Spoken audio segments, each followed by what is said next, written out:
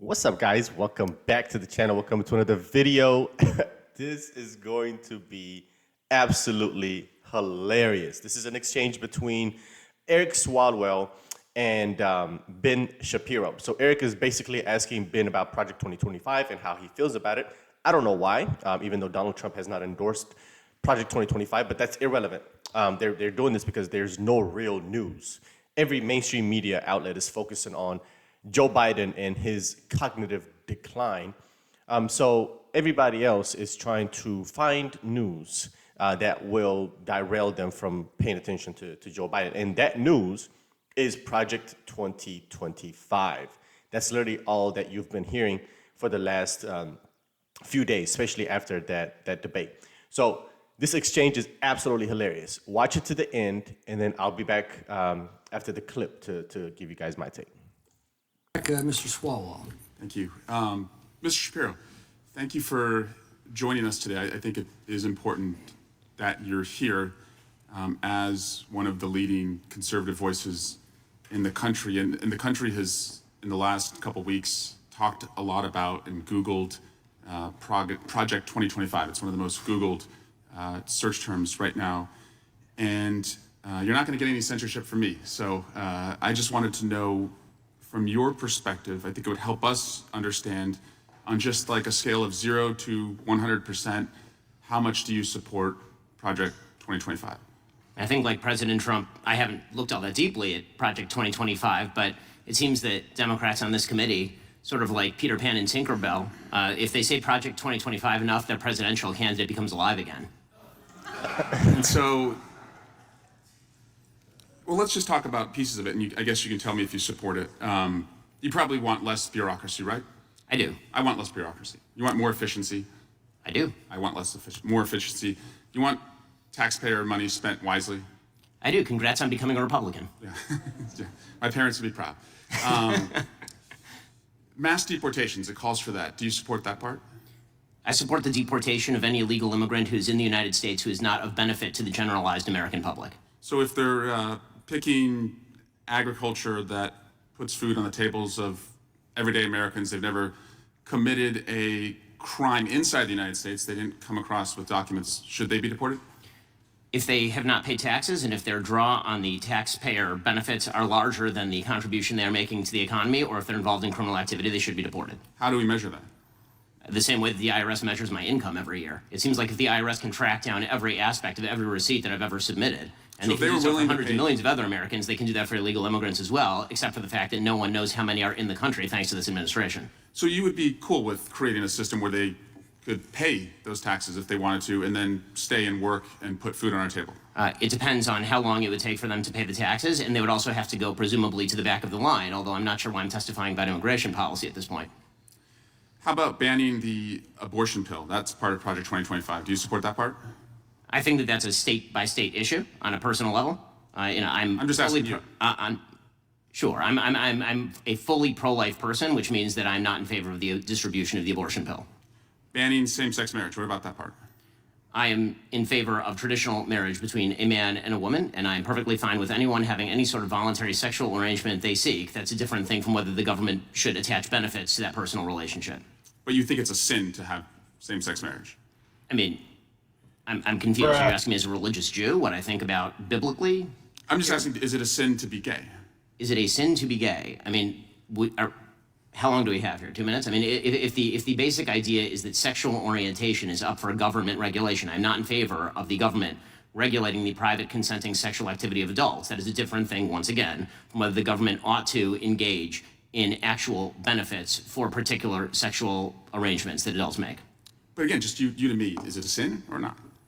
From a religious Jewish perspective, orientation is not a sin, but activity is. That's also the same perspective of most major religions, so far as I'm aware. Okay. And how about cutting Social Security? Do you support that part of 2025?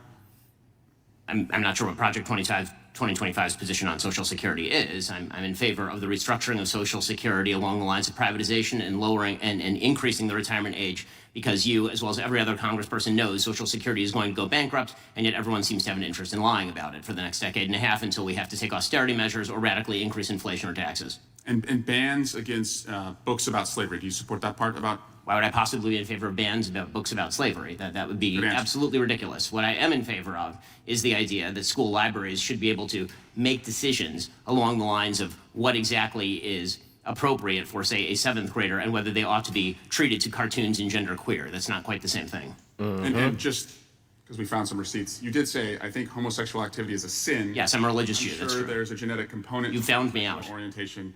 But the view of all religious people I know has always been that sexual behavior is something that is up to you. And you said, I may have a desire to sleep with many women, but I do not. I agree with me. Yes, that's true. Congratulations on your, I'm sure it's very hard to restrain yourself. Mr. Chairman, I just want to shift to Alvin Bragg. He was supposed to be here this week, and he's not coming. And Hunter Biden was supposed to testify. Now he's not testifying. We were supposed to have votes on articles of impeachment, and we didn't. And again, we're just wondering, you guys write great press releases, but the payoff seems to never come. And so I guess we will keep waiting, and we'll do hearings like this. And finally, Chairman, you cannot yell fire in a crowded theater, and that's a restriction on speech, as you have recognized before. But you can yell theater in a crowded fire, and you all can continue to do that all you want, and we'll just waste the American people's time. Gentleman's time has expired, and I remind him of the first rule of holes. When you're in one, stop digging. Chair recognizes Mr. Yeah. Absolutely hilarious. Absolutely hilarious. And these are the politicians that we are electing to represent us. Is absolutely horrible.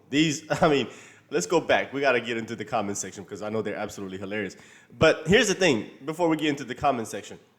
The problem that I have with this is, one, they never will bring up these type of questions to a Muslim, right? It's always Christians that get asked these nonsensical questions. And Ben Shapiro, honestly, should have been like, especially when Eric was like, oh, it must be very hard for you to restrain. Ben Shapiro should have been like, well, it must have been very hard for you to restrain against the Chinese spy as well. But see, he tried to bring that quote up, Eric tried to bring that quote up as like a gotcha moment. Like, oh, well, you have the desire to sleep with a bunch of women. Well, what Ben was trying to say is that even though I have that desire, knowing that it is a sin, I still don't act on it. So knowing that, if you're a homosexual individual, if you have homosexual tendencies and desires, that's not the sin itself, but the act of it is the sin. And that was the point that he was trying to make. But Eric is just too dumb to figure that out. And so let's get into these comment section. He says, I am a religious Jew. You found me out. I agree with him. And what's hilarious is that in the beginning of this segment, Eric listed all of the things in Project 2025 that he deemed to be bad, but they were all pretty good stuff. Limiting the government, getting rid of bureaucracy, controlling taxes, closing the border, sending back illegal immigrants. I don't see no problem with that. I actually agree with 100% of all of those things that were listed. So, and if you don't, I don't know what you agree with. Anyway, next comment says, I don't even understand what Swalwell was trying to accomplish here beyond making himself look absolutely foolish. There was no agenda to this. There's no purpose to that. I told you this is just another psyop from the mainstream media, from the Democrats to distract people from Joe Biden by bringing up Project 2025. Notice how they're only talking about that here a couple of days or a couple of weeks after the debate. Nobody was talking about Project 2025 before the debate. But all of a sudden, one, there's no real new news surrounding Trump. All of the court cases have kind of died down. So they're just trying to bring up something random like Project 2025 to distract the people and, I guess, deviate from Joe Biden. It's absolutely hilarious. And then he also said something like, oh, well, we're going to let these illegal immigrants even if they didn't commit a crime in the United States. Well, them crossing the border is committing a crime in the United States. You crossing the border illegally is committing a crime. So that point that he made is irrelevant. But Ben Shapiro is not the one to play with. Like, if you are going to question Ben Shapiro, if you are going to debate Ben Shapiro, you got to be prepared. You got to come well prepared. And Eric was not prepared. He was not prepared whatsoever. He made himself look stupid. Anyway, next comment says, this just reiterates how dumb most congressmen really are. This comment says, the first rule of holes, when you're in one, stop digging. And he just kept digging and digging and digging. Next comment says he has zero issue asking that question to a religious Jew, but wouldn't dare ask a Muslim the same question. Wow, I just said that. 100%. They never question Muslims about anything. I mean, Muslims are really more conservative than most people are in this country. This country is very progressive. It's very, very progressive. Anything that this country is trying to push for, the new age laws like LGBTQ laws and abortion laws and all that nonsense, trust me, that's not even a debate to be had in the Muslim countries. Next comment says, Swalwell never fails to demonstrate the stupidity of those who voted him into office. Next comment says, I'm proud of Swalwell, he didn't fart once. For those of you guys that don't know what he's talking about, I think during like a live news segment, he farted really loud too. It was embarrassing, oh my God. And I think he just sat there like pretend like it didn't happen. And next comment says, Ben has about 100 IQ points over Swalwell, probably about 200. Next comment says, Swalwell is pretty good at embarrassing himself. Next comment says, you can't yell fire in a crowded theater, but you can yell theater in a crowded fire. Sir, what are you even talking about? Yeah, that last statement made no sense whatsoever. And that's why the chairman was like, hey, chill out. You're in a deep hole right now. You just keep digging yourself further down. Next comment says, did anyone inform Swalwell that Shapiro wasn't there as a Supreme Court nominee? What an absolute useless and idiotic line of questioning. Next comment says, that was a fantastic series of repeated alley-oops by Swalwell to allow Ben to dunk on him and make conservatives look reasonable. You did a great job, Swalwell. Next comment says, trying for a gotcha question and failed miserably. Miserably. I mean, you look just stupid. All right, this will be the last one.